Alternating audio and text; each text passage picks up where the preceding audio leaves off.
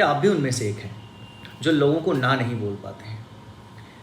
खासकर तब जब आपके फ्रेंड्स, फैमिली, ऑफिस कुलीग और like anyone who asks you to do something, and even at the bottom of your heart you know that you don't want to do it, your mind says don't do it, फिर भी आप ना नहीं बोल पाते हो because आपके लिए वो रिश्ता मायने रखता है, आपके लिए वो फ्रेंड मायने रखता है।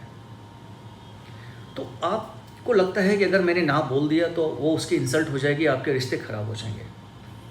If it is the case, B with me, because आज हम समझेंगे कि हमें ना कैसे बोलना है और कब बोलना है। आई डोंट मीन कि आपको हर बात पर ना ही बोलना है, but there has to have some boundary line कि यहाँ तक मैं दूसरों की मदद करने को तैयार हूँ, but if it is affecting my life, my career, my goal, my dreams, तो मुझे ना बोलना पड़ेगा।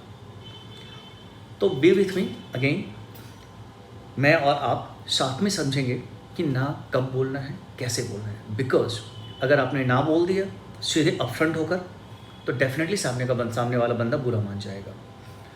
और अगर हमने उसे समझाया कि हम क्यों ना बोल रहे हैं, तो आपके रिलेशन भी स्पॉइल नहीं होंगे और आपको अपना टाइम, जो आपकी खुद की टाइम है, वो भी आपके पास रह जाएगी।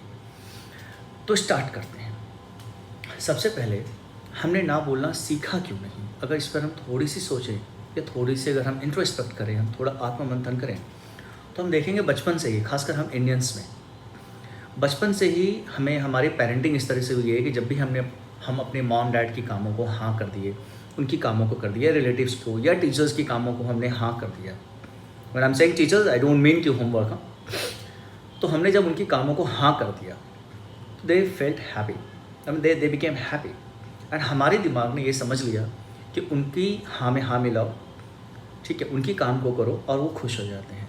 और ना बोलने का मतलब था नाराज़गी। तो माइंड में वायरिंग ऐसी हुई, हाँ मीन्स गुड, ना मीन्स नाराज़गी। So we got this belief कि हमें ना नहीं बोलना है, हमें हाँ ही बोलना है।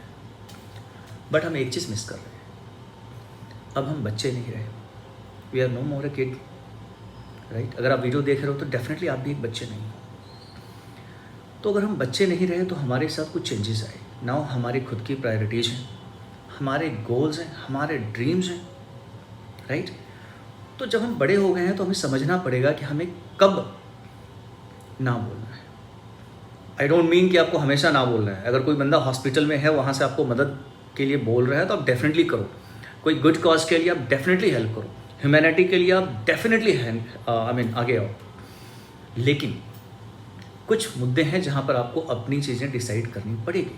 फॉर एग्ज़ाम्पल, कुछ पॉइंट्स हैं, जैसे अगर कोई आपसे कुछ रिक्वेस्ट कर रहा है करने को एंड वो आपके ड्रीम्स के आड़े आ रहा है, तो बिल्कुल ना बोलो।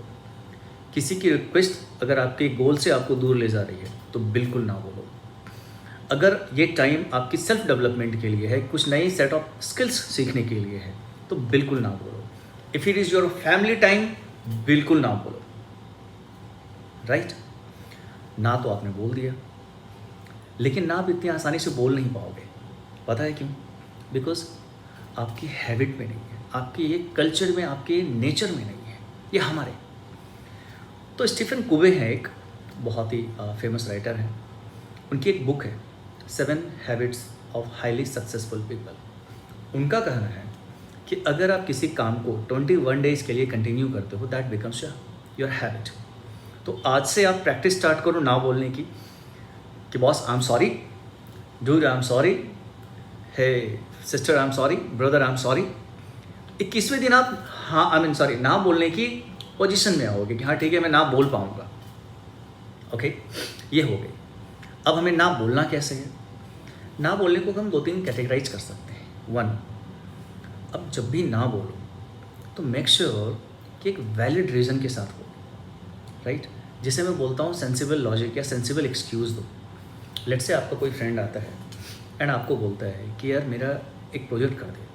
आप उसे बोलो कि यार I am doing this project right now, जो आपकी प्रोजेक्ट है, but next week I am free, और after 2 weeks I am free. Which you know कि 2 वीक्स के बाद उसका काम होगा नहीं, बिकॉज प्रोजेक्ट्स आप दोनों दोस्त हो तो एक साथ ही कंप्लीट करना होगा। तो I will be able to help you out.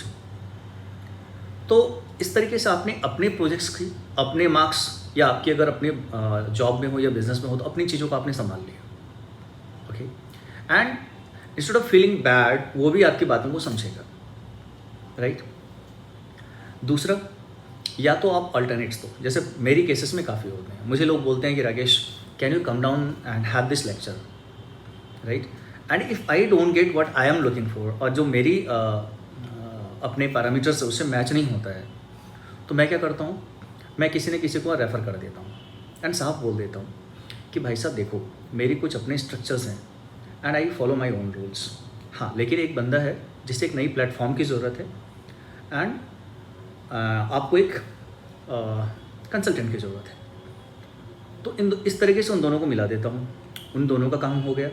मैं भी अपने आप में जो मेरी पैरामीटर्स हैं मैं उससे नीचे लेकर नहीं गए। और यू कैन नेगोशिएट। लेट से आपसे किसी ने, आपके किसी फ्रेंड ने आपसे 50,000 बक्स लिए मांगे, तो आप नेगोशिएट कर सकते हो कि यार I don't have 50,000 right now, I can lend you 10,000, I can give you 10,000 rupees.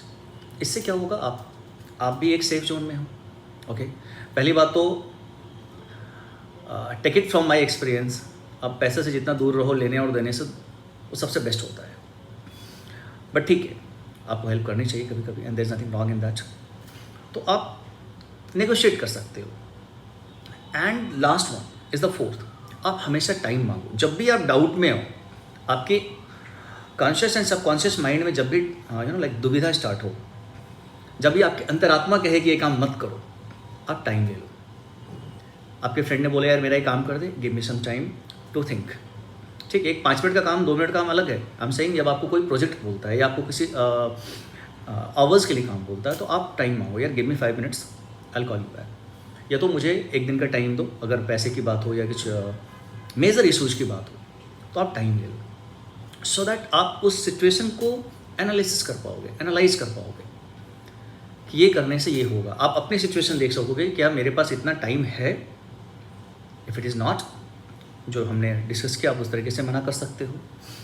And the last, जिसे मैं बोलता हूँ ट्रुथ, ठीक है, आप बिल्कुल सच बोलो, लेकिन सच आपको बहुत पोलाइटली बोलनी है। जितनी पोलाइटली आप बोलोगे, उतने ही रिश्ते आप संभाल के रखोगे।